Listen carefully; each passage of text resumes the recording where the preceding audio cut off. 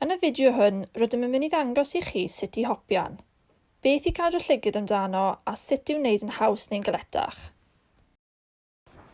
I hopian, mae'n rhaid i chi siglo'ch breichiau yn ôl, plygu eich pengliniau, neidio ar un droed gyda'r goes arall wedi ei chodi a siglo eich breichiau ymlaen.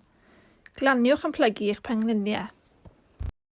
Efallai y byddwch chi'n gweld plentyn edrych i lawr ddim yn defnyddio eu breichiau.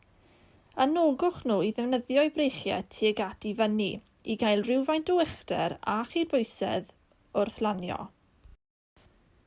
Mwyn ei gwneud hi'n haws, ceisiwch hopian yn y fan a'r lle gyda dim ond ychydig o naid, gan ganolbwyntio ar siglo'ch breichiau a phlygu'r penglin.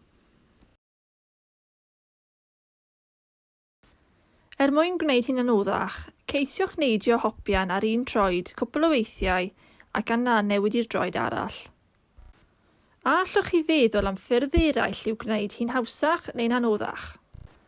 Beth am ymweld â'n Facebook, Twitter a'n gwefan i gael mwy o syniadau?